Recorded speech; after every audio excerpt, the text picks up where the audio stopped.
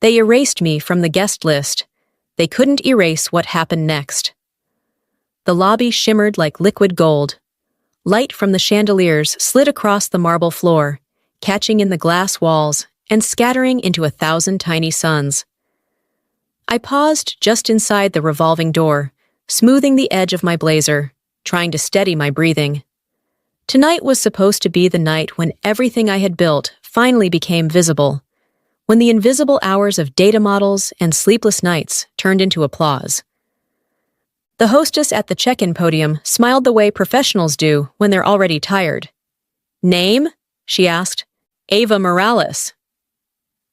I kept my voice calm, confident, the voice of someone who belonged here. She scrolled through her tablet. Her smile faltered. "I'm sorry, could you spell it?" I did. She checked again. Then she looked up with that polite, distant sympathy that cuts deeper than anger. "You're not on the list." The words landed like cold water down my spine. I forced a small laugh. "That's impossible. I was part of the Helix project team, lead strategist." She turned the screen toward me. I scanned the neat column of names. My director's was there, Marcus Kane, right above half a dozen of his favorites. Mine was gone. Erased clean. Through the glass doors, I saw Marcus across the ballroom, shaking hands with board members, his grin easy, practiced. My stomach tightened. I knew that smile. He was about to take credit again. I stepped aside from the desk before anyone could see my expression crack. Outside, the night air was sharp enough to bite. Cars hissed past on wet pavement, their reflections flashing across the building's mirrored surface. I leaned against one of the pillars, phone in hand, forcing myself to breathe evenly. The humiliation burned, but underneath it, a colder fire started to glow. They could take my name off a list. They couldn't rewrite the truth sitting inside my code. I opened a private folder on my phone. Project Helix Original Build. The first line of metadata blinked up at me. Created by Ava Morales. I'd built a digital watermark into the framework after Marcus's first borrowing incident. He had called me paranoid. He'd said, "Ideas belong to the company, Ava." I'd smiled and kept my secret. Now that hidden signature was a fuse waiting to be lit. I typed a quick message to Nico from IT. "Need access to the gala display system. Emergency." He replied within seconds. "Are you serious? That's career suicide." "Not if it's the truth. Loading bay, 10 minutes. I tucked the phone away, straightened my blazer, and walked toward the back entrance. The humiliation had melted into focus. If they wanted to pretend I didn't exist, I'd remind them, on the biggest screen in the building. The service corridor smelled of coffee, ozone, and floor polish. Nico waited near the equipment racks, his badge swinging nervously from his neck. "You're out of your mind," he whispered when he saw me. "Probably," I said. "Do you have it?" He held up a slim flash drive. "Plug this into the media hub. It mirrors the main feed for 30 seconds before the system resets. After that, you're on your own." 30 seconds. Long enough. He studied my face. "You're really doing this?" "They took everything but the proof," I said. "I'm just giving it back its name." He exhaled. "If security asks?" "They won't," I said, already walking. "Thanks, Nico." The sound of music and laughter grew louder as I pushed through the side door. The ballroom hit me like a wave. Perfume, champagne, glittering gowns, the low hum of power.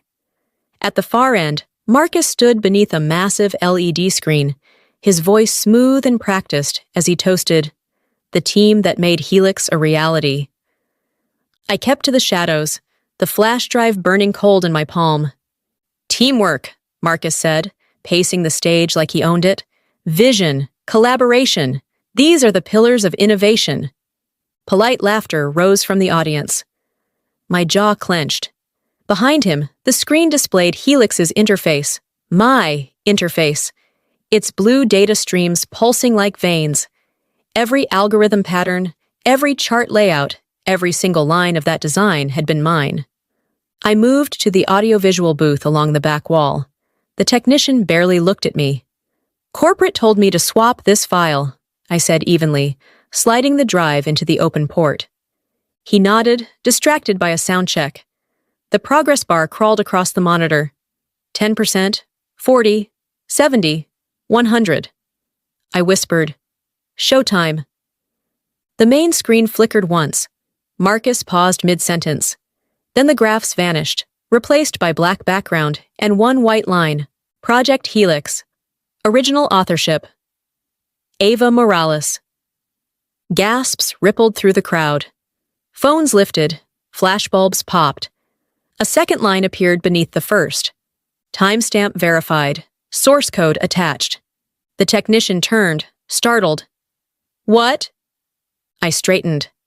"Exactly what it says." For a long heartbeat, no one moved. Then whispers swelled like wind through trees. Marcus blinked at the screen, face draining of color. "This is a glitch," he stammered. "Somebody's—" "Enough," said Evelyn Sharp, the CEO, rising from the front table. Her tone sliced clean through the noise. "Mr. Kane, sit down." He froze. She turned to me. "Ms. Morales, it appears your work has been misrepresented." "Deliberately," I said. My voice surprised even me. Steady, clear, unshaken. Evelyn gestured toward the stage. "You have the floor?" I walked forward, the sound of my heels echoing across the marble. "Project Helix wasn't teamwork," I said into the microphone. "It was built by one person who was told she was replaceable. They erased my name from a list, but they couldn't erase the data that carried it." Silence settled like gravity. Then a single clap broke it, followed by another and another, until the entire room was standing. I didn't bow. I just looked at Marcus. He couldn't meet my eyes. For the first time, I felt the weight of my own name, solid, undeniable, shining on every screen in the hall. The applause rolled through the ballroom like thunder, building and echoing off the high glass walls. Evelyn waited until it faded before speaking. "Ms. Morales, we owe you a conversation. Mr. Kane, please step down from the stage." Marcus's mouth opened, then shut. His polished smile cracked, the charm stripped away. He tried to speak again, but the sound that came out was small and uncertain. Security appeared almost invisibly, waiting at the edge of the stage until he moved. The click of their shoes was louder than his protest. Evelyn turned back to me. "I don't think a company built on data integrity can celebrate tonight without addressing the facts." I didn't answer. The truth was already speaking for me, still burning across the huge screen behind us. Every timestamp, every audit line, my name glowing where he had erased it. For years, I had whispered the truth into the void of meetings and reports. Now it was displayed 20 feet tall. When I stepped away from the podium, people didn't reach for their phones. They reached for me, hands extended, words of apology tumbling out. I let them talk. I only said one thing, quietly. "Next time, listen sooner." The next morning, I woke to vibration after vibration. Messages, emails, missed calls. The company's intranet headline screamed, "Data Director under investigation for intellectual theft." I scrolled down to see my own face beside the line. "Whistleblower credited for saving company integrity." The irony made me laugh until I almost cried. When I walked into the office, the silence was deafening. People nodded but didn't meet my eyes. Marcus's nameplate was already gone from his glass door. His office sat empty, papers stacked like evidence. Evelyn's assistant called me upstairs. The top floor smelled like lemon polish and money. Evelyn stood by the window, phone pressed to her ear. "Yes, legal has the proof. No, there's no debate. He's finished." She hung up and gestured to the chair opposite.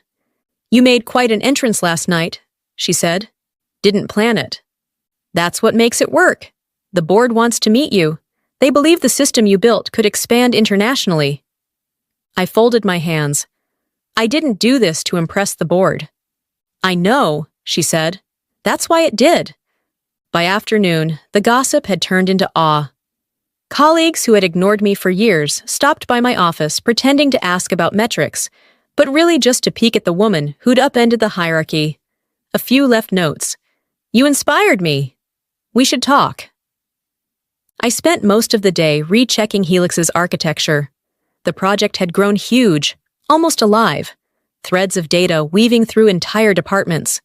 Seeing my name properly attached at the top of each line of code felt surreal. Nico came by, holding 2 coffees. "You're trending," he said, grinning. "Fantastic! That's exactly what every data engineer wants. Fame." He laughed.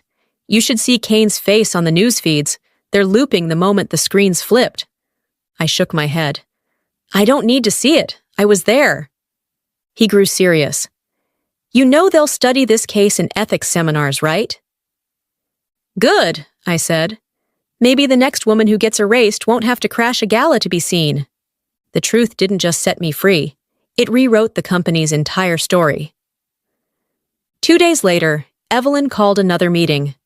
The conference room filled with suits and the faint smell of expensive perfume.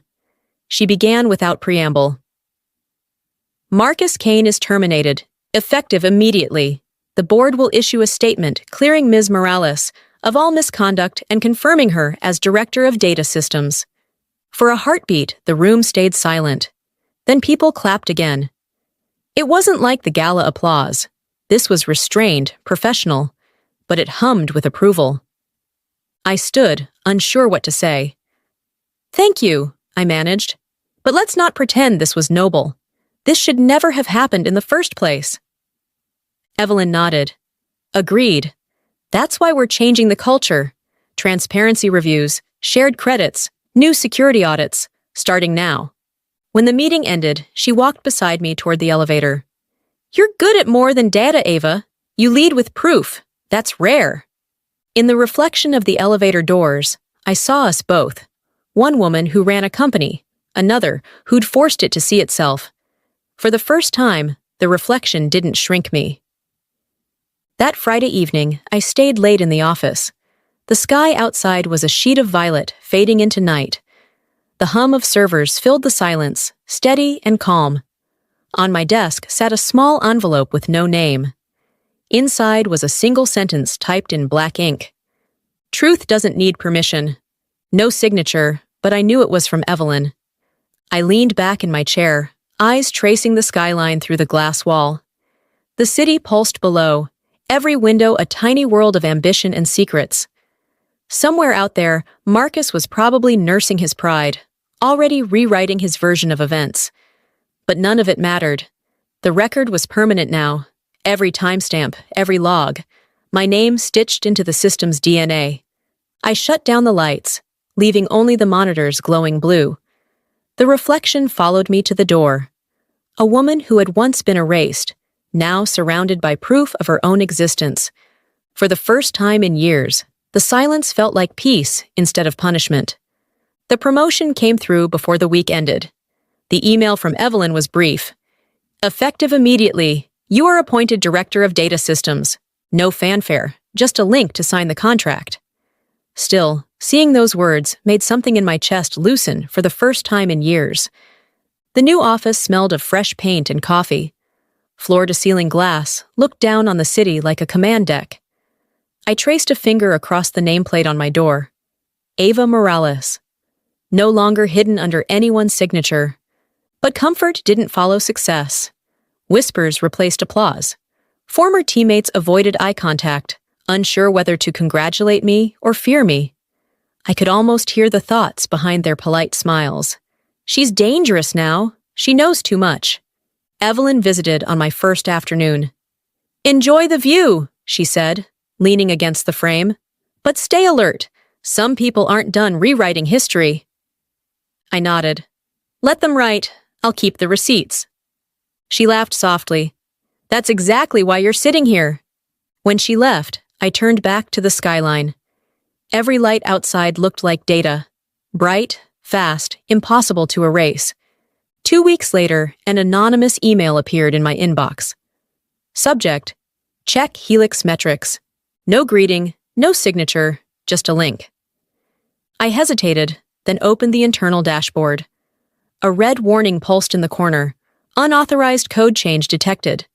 My stomach dropped. The pattern of the edit looked familiar, deliberate. Marcus's style had always been arrogant, looping variables unnecessarily like a personal flourish. There it was again. I called the security desk. "Trace the last access," I said. The technician's keyboard clacked in my ear. "External IP, tablet device, credentials under Kane." "He's been gone for a month," I said. "Apparently not from the system." I rubbed my temple. "Lock him out, then run a full audit." After hanging up, I stared at the monitor. Part of me wanted to feel anger. Instead, I felt tired. Even stripped of title, Marcus couldn't stand being irrelevant.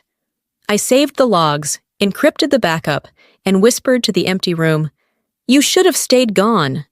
I didn't go home that night. The hum of the servers became a kind of heartbeat. Every few minutes, I found another trace. Tiny, careful insertions meant to corrupt data slowly. It wasn't damage yet, but it was intent. Nico appeared at the doorway holding 2 cans of soda. "I figured you'd still be here." I showed him the screen.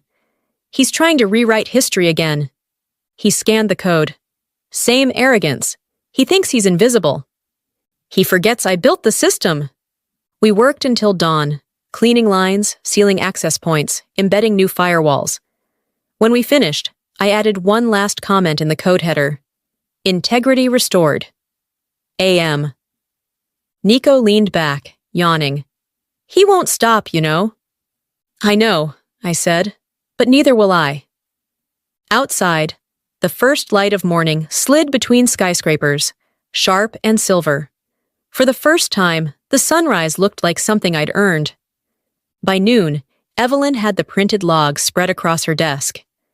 "He breached after termination," she said slowly, tapping the paper. "That's criminal." "I already filed a report with security." She looked up. "You realize what this means? You didn't just save your project, you protected the entire company." I didn't feel heroic, only hollow. "I just wanted him to stop." She smiled thinly. "Stopping men like Kane means showing them consequences." An hour later, corporate legal confirmed the warrant. His devices were seized that afternoon. Watching the internal memo circulate felt surreal. Former director under investigation for attempted data sabotage. As I left the boardroom, a few executives stood to shake my hand. One said quietly, "We all learned something tonight." "Hopefully it sticks," I replied.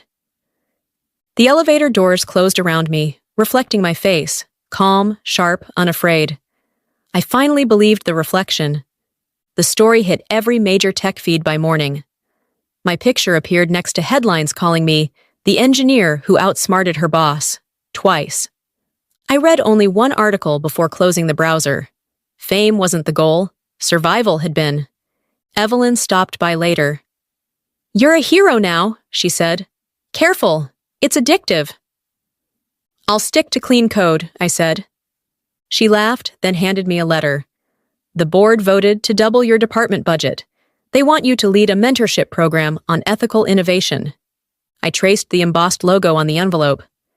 "Ethics in this place. Imagine that." Her smile softened. "You started it." That night, I left the office early. The streets were alive with noise and rain. For the first time, I didn't hurry. Every reflection in every puddle showed the same thing. My own name looking back.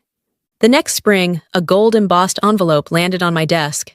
Annual Corporate Excellence Gala. Same ballroom, same chandeliers, different me. Evelyn knocked on the doorframe. "You don't have to go," she said. "History already proved your point." I turned the invitation over in my hands. "That's exactly why I will. History only matters if you show up for the next chapter." She smiled. "Then wear something that says, unforgettable." That night, the city glimmered like circuitry as I stepped from the car. Cameras flashed. Reporters called my name. I walked through the revolving doors that had once spun me back into the cold and felt them open like a tide. No tablet check-in this time. The hostess greeted me with, "Welcome, Ms. Morales. We're honored you're here." The ballroom looked smaller now, as if confidence had changed its dimensions. I caught reflections of myself multiplied in the glass and thought, they finally see what was always here. Evelyn waved me over to the board table. "Relax," she whispered. "Tonight, you're the headliner." Before I could reply, a stir swept through the room. Marcus Kane, thinner, pale, trying too hard to appear composed, walked in. Murmurs followed him like shadows. His trial was over, probation, no prison, but a lifetime of disgrace. He saw me. For a heartbeat, our eyes locked. Recognition, regret, rage all tangled together. Then he looked away. The orchestra changed key. The ceremony began. The MC's voice carried over the music. "Tonight, we honor the visionary who transformed data integrity into corporate art, Director Eva Morales." Applause burst around me, warm and thunderous. I rose, legs steady, heart racing. Walking to the stage felt like finishing a marathon I hadn't known I was still running. I took the microphone. "A year ago, I stood outside these doors uninvited. Tonight I stand here because truth has a longer memory than jealousy." A pause, then a wave of clapping. Cameras flashed. Marcus stood suddenly, shouting, "You built nothing! You ruined me!" Security moved, quick and silent. Evelyn signaled to the tech booth. The screen behind me, lit with archived footage. Marcus hacking the system. Timestamps glowing in red. The crowd gasped. He froze as guards let him out. The hall erupted again, louder than before, the sound of a verdict finally served. When the noise settled, I stayed at the podium. The lights were hot, the air thick with emotion. "Innovation," I said, "isn't about outshining someone else. It's about leaving things cleaner than you found them." People rose to their feet. The applause felt different now. Not for revenge, but for resilience. Evelyn joined me on stage, whispering, "Full circle." "Almost," I said. Later, as the band played and champagne fizzed, colleagues approached one by one, asking advice, offering apologies. I accepted both with the same small smile. The power had shifted, but I didn't want to rule over anyone. I just wanted the air cleared for whoever came next. Outside, the night hummed with city light. Nico waited by the steps, camera in hand. "You did it," he said. "I just told the truth louder," I replied. He grinned. "Same thing." Evelyn's car pulled up. "Come celebrate, director," she called. I looked back through the glass doors, the same doors that once denied me entry. Inside, the screen still showed my name, bright against the dark. "Go ahead," I told her. "I'll catch up." When the car disappeared, I stood alone for a moment, letting the quiet settle. The city's heartbeat synced with mine, steady, alive. They had tried to erase me. Instead, they'd given me the contrast I needed to shine. In the months that followed, the company rebuilt its ethics structure around Helix. They called it the Morales Standard. I trained new teams, created transparency programs, and watched a culture shift in real time. One morning, a young analyst named Priya stopped at my door. "I joined because of you," she said shyly. "I wanted to work where truth actually counts." "Then help me keep it that way," I said. When she left, I caught my reflection in the glass wall again. I didn't look like the underdog anymore. I looked like the person other people measured courage by, and that responsibility felt bigger than any award. A year later, I resigned. Evelyn hugged me hard. "You changed us, Ava. Now go build something that's yours." I launched Axiom Analytics, a consultancy built on one rule: proof before praise. Clients came faster than I could hire staff, governments, startups, even my old company. On my new office wall hung a single photograph. The moment the ballroom screen blazed my name. Not as a trophy, just as a reminder of what silence costs. Every time a client asked why our contracts insisted on open authorship logs, I told them the truth. Because once, someone erased me, and the world deserves systems that don't allow that. The next gala invited me back as keynote speaker. Same hall, same chandeliers, but I felt none of the old tremor. The crowd quieted as I approached the podium. I used to think recognition was the reward, I began. Now I know it's the evidence, the proof that courage leaves a trace. A hush swept the room, deep and respectful. For a long second, nobody moved. Then applause rose. Slow, certain, like a heartbeat found again. Evelyn stood near the front, smiling proudly. Priya was beside her, clapping until her hands must have hurt. I nodded to them both, grateful that truth had ripple effects bigger than revenge. Afterward, the ballroom emptied into the warm night. Reporters chased sound bites, but I slipped away through a side door. Outside, the city smelled of rain on stone. My reflection appeared in the wet pavement, haloed by streetlight. I thought about the first time I'd stood here, shut out and invisible. That version of me felt like another lifetime, a ghost I'd already outgrown. A soft breeze stirred my hair. Somewhere, a car horn blared. A siren wailed. The ordinary sounds of a world that keeps spinning no matter who's listed or forgotten. I smiled. I was finally part of it on my own terms. Later, walking along the river, I took out my phone and opened Helix one last time. The interface still carried the line of code I'd hidden years ago. Built on truth. A.M. The lights of the city reflected on the screen, merging with the letters. For the first time, it felt finished. I slipped the phone into my pocket and kept walking. Behind me, the skyline shimmered. Every window another story, every story another chance for someone to stand up and be seen. They had erased me from a list, but not from the world. And in the end, that's all a name ever needs. To keep existing, written somewhere no one can touch.